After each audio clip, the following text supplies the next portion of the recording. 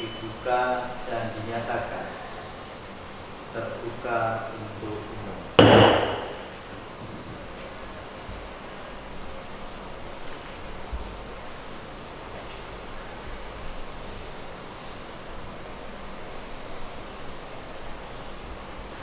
Demi keadilan berdasarkan ketuhanan yang Maha Esa, Pengadilan Tinggi Nusa Tenggara Barat di Mataram yang memeriksa dan mengadili perkara perdata pada peradilan tingkat banding telah menjatuhkan putusan sebagai berikut dalam perkara-perkara gugatan antara PT Kembang Kidul Permai dengan identitas sebagaimana tersebut di dalam putusan ini, melawan selanjutnya disebut sebagai pembanding semula penggugat, melawan 1. Nur Huda Muhammad Hara 3. Inengah Sumanda 4. Naam Muhsin. Selanjutnya disebut terbanding 1 sampai dengan 4, semula tergugat 1 sampai dengan tergugat 4. Setelah pengadilan negeri tersebut, setelah membaca penetapan Ketua Pengadilan Tinggi Nusa Tenggara Barat di Mataram nomor 194 tanggal 1 November 2022 tentang penunjukan majelis hakim untuk memeriksa dan mengadili perkara tersebut di tingkat banding. Setelah membaca penetapan Ketua Pengadilan Majelis Hakim Pengadilan Tinggi Nusa Tenggara Barat tersebut tentang penetapan di sidang, telah mempelajari berkas perkara dan turunan resmi putusan Pengadilan Negeri Mataram nomor 14 PDTG 2022 PNMTF tanggal 22 September 2022 dan surat-surat yang bersangkutan dengan perkara yang dimohonkan pemeriksaan dalam tingkat banding tersebut.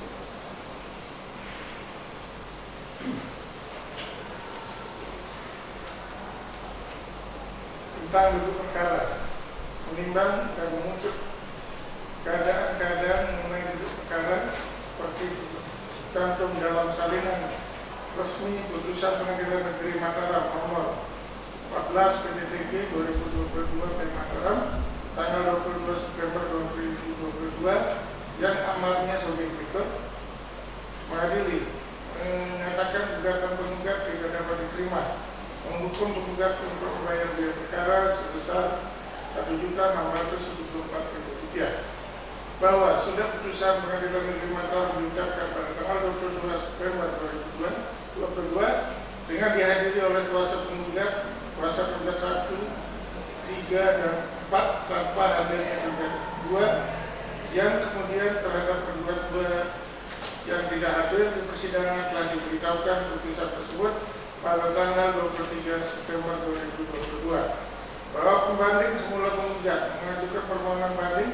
di hadapan Panitia Pengadilan Negeri Mataram sebagaimana dalam akte permohonan banding tanggal 30 September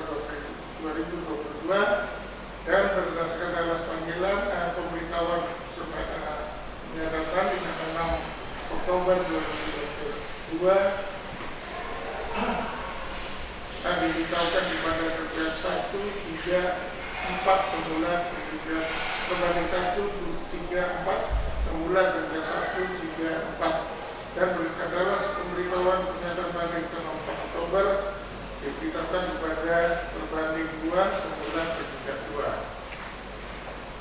bahwa pembanding semula penggugat mengajukan memori banding tanggal 3 Oktober 2022 yang telah diberitahukan tanggal 3 Oktober 2022 akte tanda terima memori banding nomor 14 PDTG 2022 Mataram yang selanjutnya diberitahukan dan diserahkan kepada kuasa pembanding 1, 3, 4 semula, 1, 3, 4 dan pada tanggal 6 Oktober pada banding 2 semula tergugat 2 bahwa terbanding 134 semula tergugat 134 telah mengajukan kontra nomor banding tanggal 17 Oktober 2022 yang telah diberitahukan kepada pembanding tanggal 17 Oktober 2022 bahwa kepada para pihak telah diberi kesempatan untuk memeriksa berkas perkara tentang pertimbangan hukum, menimbang bahwa permohonan banding dari pembanding semula penggugat telah diajukan dalam tenggang waktu dan menurut tata cara serta memenuhi persyaratan yang telah ditentukan oleh peraturan perundang-undangan. Oleh karena itu permohonan banding tersebut secara formal dapat diterima. Menimbang bahwa dari alasan-alasan banding yang diajukan oleh pembanding semula penggugat pada pokoknya memohon sebagai berikut yang akan disampaikan. Menimbang bahwa dari alasan-alasan kontra memberi banding yang diajukan oleh banding 1, 3, 4 dengan semula tergugat 1, 3, 4 pada pokoknya sebagai berikut yang akan dibacakan. Menimbang bahwa setelah membaca dan belajar berkas perkara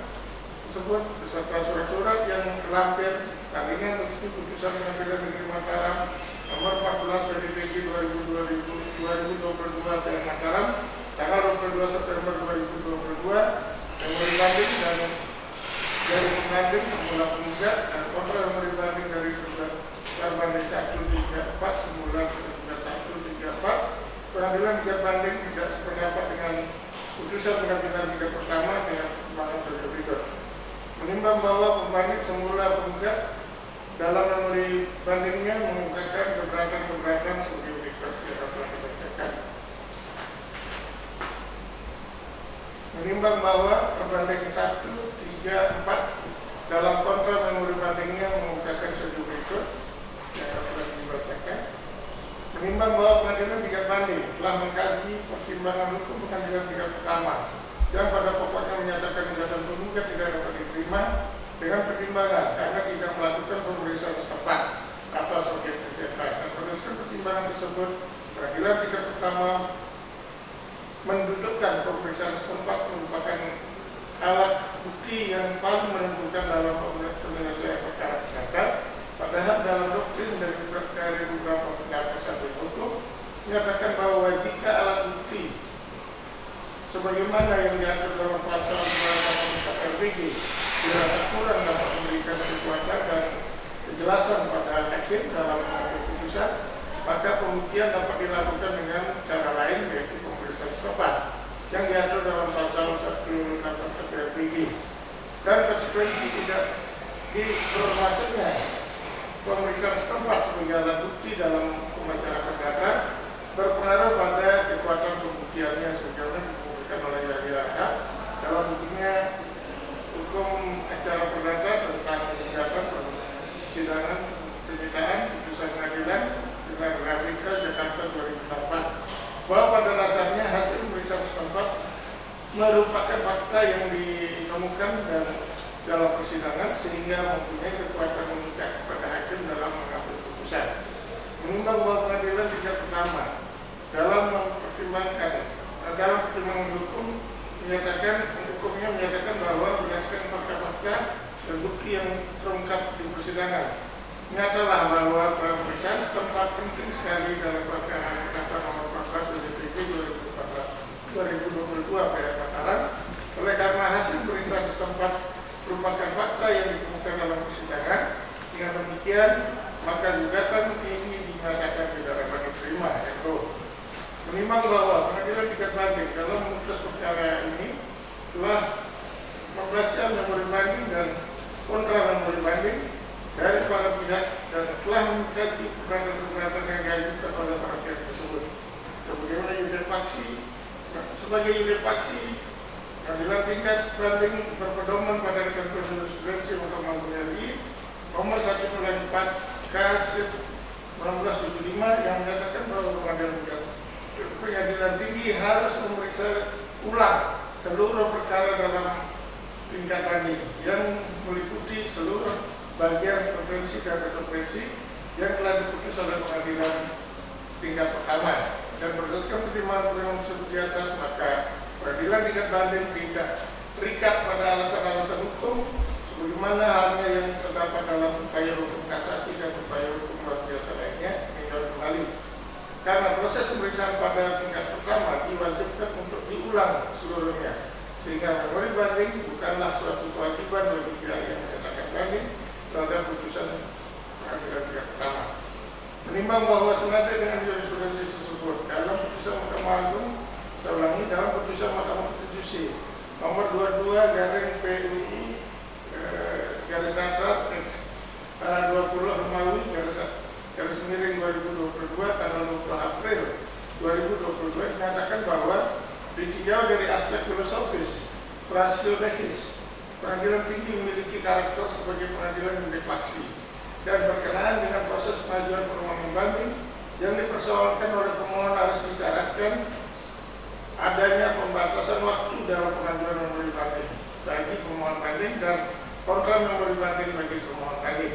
Hal tersebut tidak dapat dipisahkan dengan karakteristik perkara banding yang esensinya perkara yang masih dapat dinilai oleh pengadilan tinggi atau pengadilan ulangan dari aspek fakta-fakta hukum maupun tataran praktek termasuk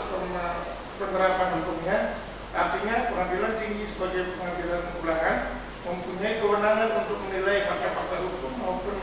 penerapan hukum tanpa bergantung dari materi perdata dari putusan pengadilan tingkat pertama dari pemohon banding yang merupakan bentuk pengejawantahan dari sistem peradilan di Indonesia yang mengadopsi stelsel berjenjang yang di dalamnya terkandung fungsi pengawasan atas putusan pengadilan yang lebih tinggi terhadap putusan peradilan bawahnya dan mengaktualisasikan terwujudnya asas peradilan sederhana tepat biaya ringan sebagaimana ditegaskan dalam pasal 2 ayat 4 Undang-Undang Nomor 48 Tahun 2009 tentang kekuasaan kehakiman, karena dimulainya pemeriksaan di tingkat banding tidak tergantung ada atau tidak adanya menurut banding dan kontra menurut banding. Menimbang bahwa pengadilan tingkat banding sependapat dengan pertimbangan hukum pengadilan tingkat pertama dalam memutus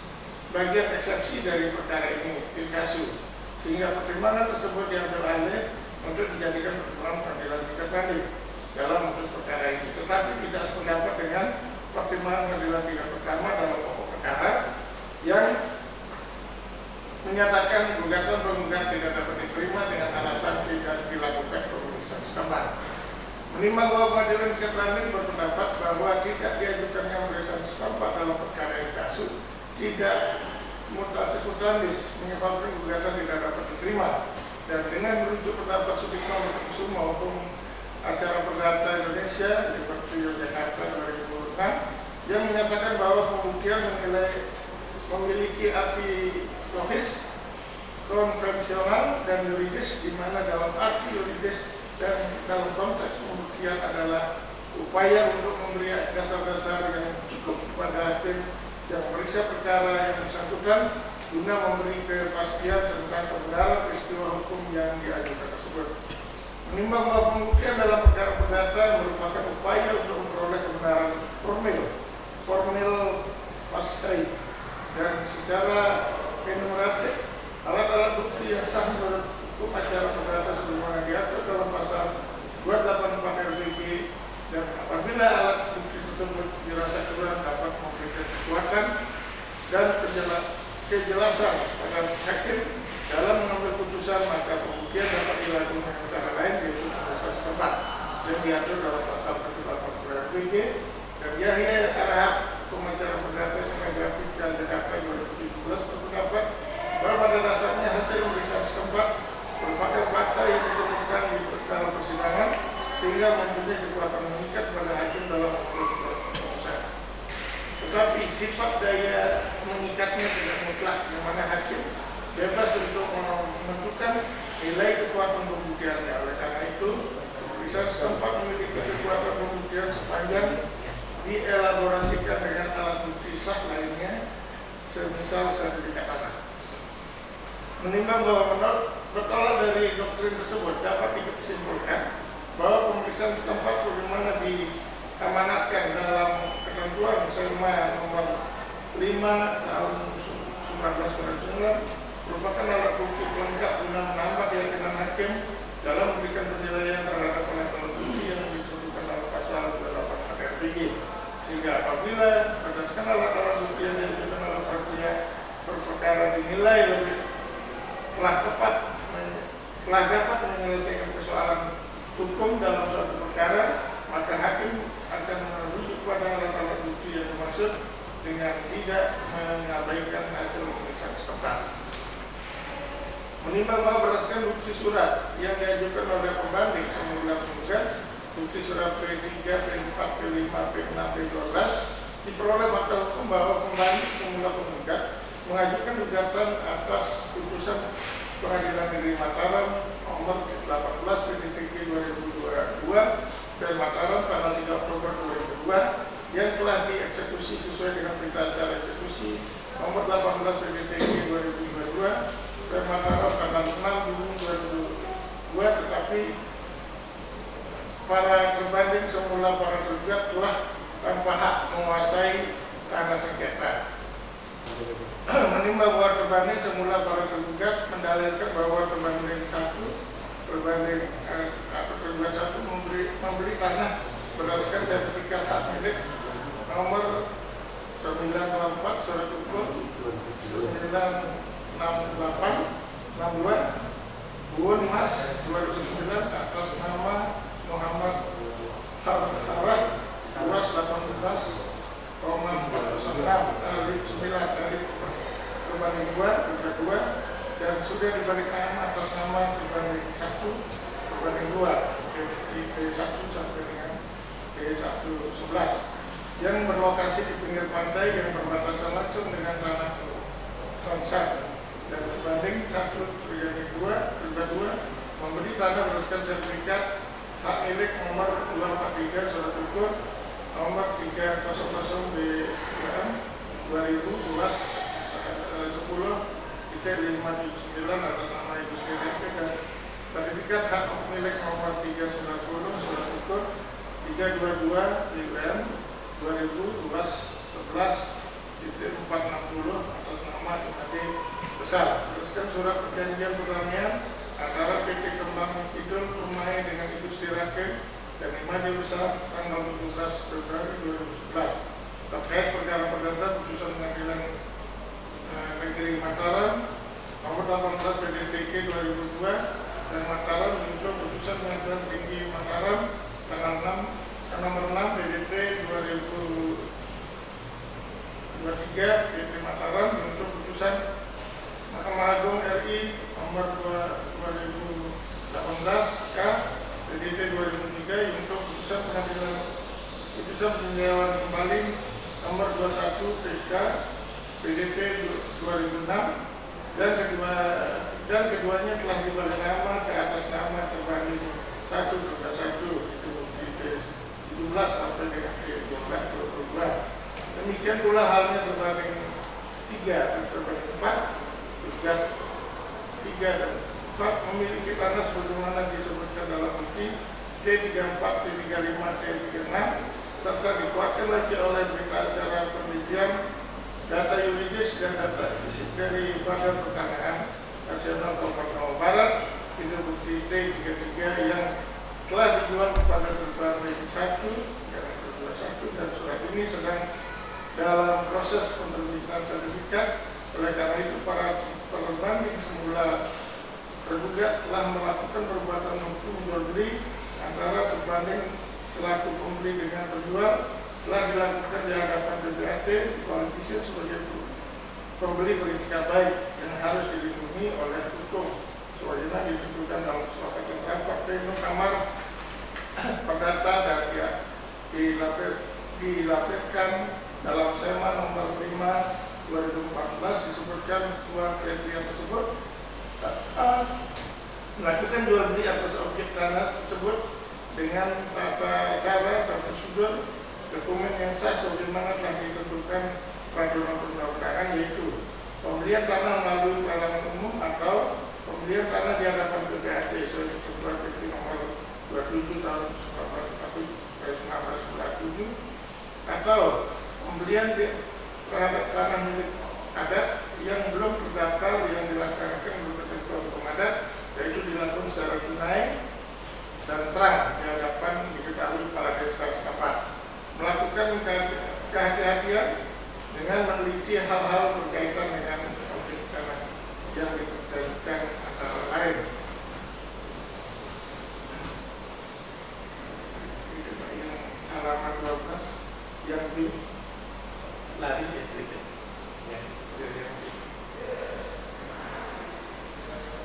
Menimbang bahwa berdasarkan fakta-fakta hukum yang diperoleh di persidangan, bahwa terbanding satu semula juga satu membeli tanah bersertifikat hak milik dan berdasarkan surat perjanjian perdamaian antara pembanding semula menggugat dengan Gusti Rakyat dan di Majelis Besar dalam penyelesaian perkara perdata nomor 18 dan DPT 2002 nomor PN Mataram dan berbanding 3 dan 4 semula PK 3 dan 4 memiliki tanah yang diperkuat dengan berita acara penelitian data yuridis dan data fisik dan dari Badan Pertanahan Nasional Kabupaten Lombok Barat, dan pula jual beli dilakukan di hadapan Kementerian Batas Tanah BPD dapat dikualifikasi sebagai sertifikat baik yang harus dilindungi oleh hukum sebagaimana ditentukan dalam kesepakatan rapat pleno Kamar Perdata yang dilampirkan dalam Sewa nomor 5 tahun 2014 yang menentukan bahwa kriteria pembeli yang dinilai bertingkat baik dan fakta-fakta hukum bagaimana disebutkan di atas telah sesuai dengan kriteria tersebut, dan karena itu cukup alasan pengadilan tingkat banding menuntut dan pada jurisprudensi Mahkamah Agung arti pembeli akan dianggap bertingkat baik jika pembeli objek sengketa yang telah bersertifikat di hadapan BPHT putusan MA nomor 2318K DPT 2008 nomor 2416K DPT 2009 nomor 176K 2011, dan ketika jual beli tanah dapat dibuktikan secara sah melalui bukti otentik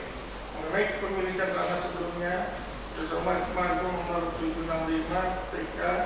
PDT 2009 nomor 710 PK PDT 2011 nomor 561K PDT 2012 nomor 1040K PDT 2013 dalam hal mana pembeli yang beretikat baik harus dituntut.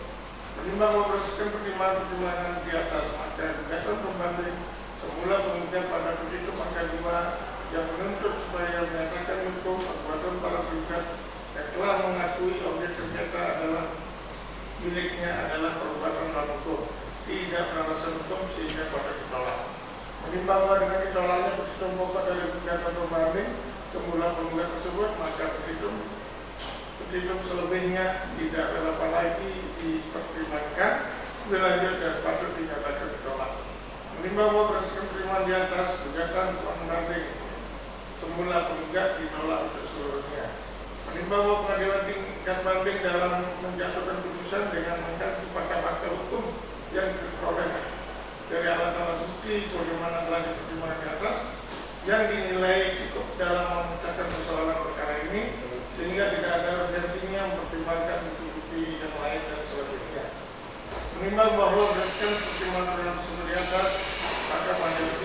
Tinggi berpendapat bahwa putusan Pengadilan Negeri Mataram nomor 14 PDTK 2022 Mataram tanggal 22 September 2022 tidak dapat dipertahankan dan harus dibatalkan. Selanjutnya Pengadilan Tinggi akan mengadili sendiri sebagaimana dalam amal putusan ini.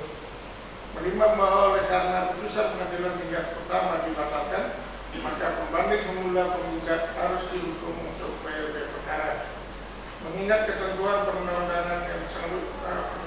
mengingat ketentuan Undang-Undang Nomor 2 Tahun 1986 tentang peradilan umum yang telah beberapa kali diubah dan perubahan terakhir dengan Undang-Undang Nomor 49 Tahun 2009 serta peraturan perundang-undangan lain yang bersangkutan. Mengadili menerima permohonan banding dari pembanding semula penggugat tersebut, membatalkan putusan Pengadilan Negeri Mataram nomor 14 PDTG 2022 /PN MTR tanggal 22 September 2022 yang dimohonkan banding. Mengadili sendiri dalam eksepsi menolak eksepsi kuasa tergugat 1, tergugat 3, dan tergugat 4 tersebut. Dalam pokok perkara menolak gugatan penggugat seluruhnya, menghukum pembanding semula penggugat untuk membayar biaya perkara dalam kedua tingkat peradilan yang dalam tingkat banding ditetapkan sejumlah Rp150.000. Demikian diputuskan dalam rapat musyawarah Majelis Hakim Pengadilan Tinggi Nusa Tenggara Barat di Mataram pada hari Senin 28 November 2022 yang terdiri dari Dr. H.A.S. Pujasoyo S.A. M.Hum sebagai Hakim Ketua, Dr. I. Ketut Sudiro S.H. M.H. dan Ahmad Guntur S.A. masing-masing sebagai hakim anggota. Putusan ini diucapkan dalam persidangan terbuka untuk umum pada hari Kamis tanggal 1 Desember 2022 oleh majelis hakim tersebut dengan dihadiri oleh Syihabuddin Esa Panitera Pengganti tanpa dihadiri oleh kedua belah pihak yang berperkara maupun kuasa. Demikian diputuskan persidangan ini sebagaimana yang telah diucapkan dan